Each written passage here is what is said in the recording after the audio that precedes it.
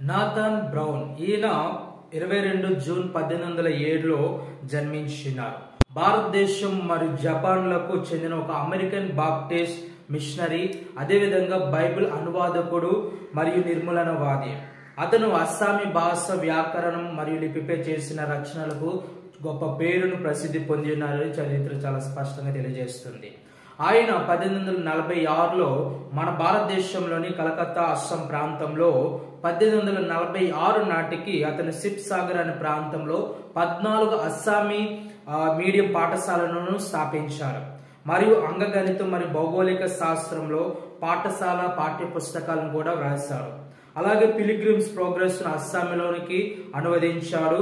Eliza brown కథల ద్వారా పుస్తకాలు మరియు కరపత్రాలను కూడా రాశారు. అలాగే బాలికల కోసం బోర్డింగ్ పాఠశాల ఏర్పాటు చేశారు. ఎలిజా బ్రౌన్ శ్రీమతి కట్టర్తో కలిసి ఒక మిషనరీ పాఠశాలను కూడా నడిపారు. 1848లో బ్రౌన్ అస్సామీ వ్యాకరణాన్ని ప్రచురించాడు. తర్వాత కొత్త నిబంధన బైబిల్లోని కొత్త నిబంధన యొక్క అస్సామీ అనువాదం కూడా ప్రచురించారు. ఈ బ్రౌన్ సవరించిన అస్సామీ ప్రచురణలు అస్సామీ ఇంగ్లీష్ నిఘంటువు మరియు అస్సామీ వ్యాకరణ పుస్తకం. అలాగే బ్రౌన్ పాఠశాలలో బోధించిన హేమచంద్ర బారువాతో అతని అనుబంధం కారణంగా ఈ భాషకు కొంతవరకు గుర్తింపు లభించింది.